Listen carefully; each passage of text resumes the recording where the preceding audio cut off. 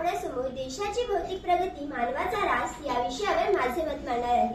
मित्रांनो, आत्ताच माझ्या स्पर्धक मित्राने देशाच्या भौतिक प्रगतीमुळे मानवाचा विकासच होतो असे सांगितले, परंतु ते मला मुळीच मान्य नाही। कारण मानवाने केलेल्या याच भौतिक प्रगतीमुळे केवळ मानवी अस्तित्वालाच नाही तर संपूर्ण सृष्टीलाच धोका निर्माण झाला आहे। आतापर्यंतच्या अनेक प्रजाती नष्ट झाल्या आहेत। मानवाचा हा विकास पाहण्यासाठी या पृथ्वी तलावर आपले अस्तित्व तर शिल्लक राहायला हवे ना। मला असे ठामपणे वाटते की या प्रगतीमुळे मानवाचा ऱ्हासच होत चालला आहे।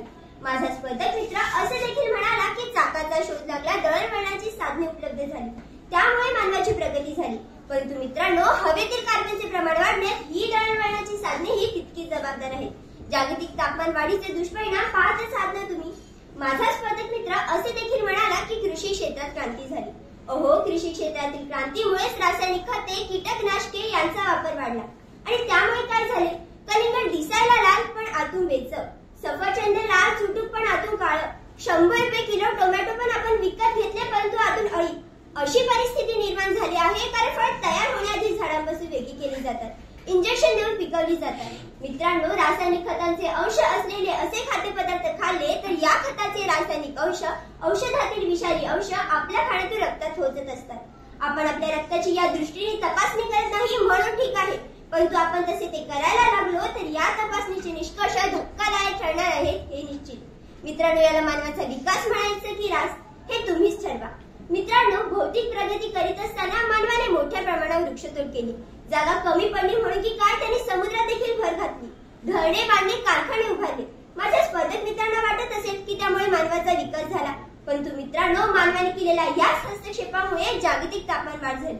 त्यामुळे ध्रुवीय प्रदेशातील बर्फ वितळून समुद्राच्या पातळीत वाढ होत आहे। National snow and ice data सेंटरने अलीकडील अभ्यासात असे म्हटले आहे की आज जर बर्फ वितळला तर समुद्र सुमारे 230 फूट वाढेल। जागतिक तापमान वाढीमुळे चक्रीवादळे, उष्णतेच्या लाटा, अतिवृष्टी, दुष्काळे यामुळे मानव जातीवर संकटे येत आहेत। आपण जो एसी वापरतो ना, त्या एसीमुळे देखील ओझोनचा थर कमी झाला आहे, त्यामुळे तापमान वाढ होत आहे। जागतिक तापमान वाढीचा परिणाम केवळ निसर्ग व मानव जातीवरच होत नसून तो पृथ्वीच्या स्वतःभोवती फिरण्यावर सुद्धा होत आहे। जागतिक तापमान वाढीमुळे दोन्ही ध्रुव थरथरत आहेत, हे वास्तव आहे। याचे काय गंभीर परिणाम होऊ शकतात हे भविष्यात कळणारच आहे। मोबाईल, संगणक यासारख्या साधनांमुळे मानवाची प्रगती झाली असे देखील या ठिकाणी मांडले गेले, परंतु मित्रांनो, आज अगदी 2 वर्षाच्या मुलाच्या हातात देखील मोबाईल असतो। मोबाईल दिल्याशिवाय तो काही खातच नाही असे त्या लाडोबाची आई मोठ्या अभिमानाने सांगते।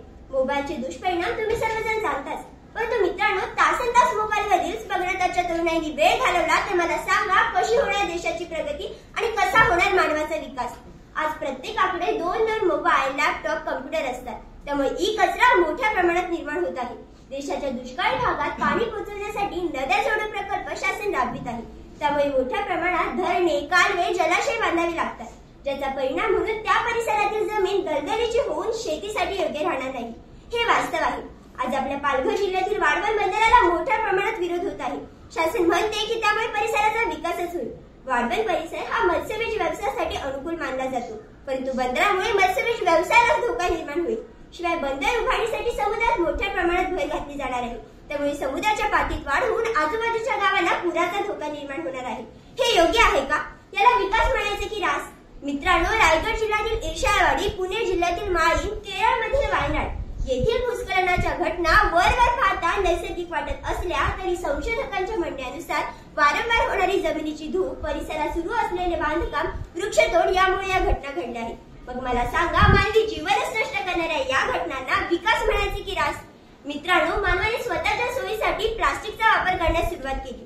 प्लास्टिकचे दुष्परिणाम, निर्माण होणारा कचरा यामुळे पर्यावरणावर व पर्यायाने मानव जातीवरच त्याचे घातक परिणाम होत आहेत। त्याचा परिणाम म्हणजे त्या परिसरातील शेत जमीन व भूजल दूषित होत आहे, त्याचा मानवाच्या आरोग्यावर परिणाम होत आहे। कॅन्सर सारख्या आजाराचे प्रमाण दिवसेंदिवस वाढत आहे, यालाच विकास म्हणायचे का? सांगा ना। मित्रांनो, भौतिक सुविधांचा अभाव असताना देखील अश्मयुगीन काळातील माणूस जगला ना। अंदमान मधील जरावा समाजातील लोक निसर्गाच्या सानिध्यातच जगत आहेत। इतकेच काय, कोणतीच भौतिक साधने उपलब्ध नसताना भामरागड सारख्या अतिदुर्गम भागात जाऊन आमटे कुटुंब समाजसेवेचे व्रत जपतच आहेत। म्हणून मला म्हणावेसे वाटते की या भौतिक प्रगतीमुळे मानवाचा ऱ्हासच होत चालला आहे। शेवटी इतकेच म्हणेन, हा नाश थांबवा, हा नाश थांबवा, भूमातेचे तनमन जळते आहे, ही वसुंधरा प्रदूषणाच्या भाराने रडते आहे, हा नाश थांबवा, हा नाश थांबवा। धन्यवाद।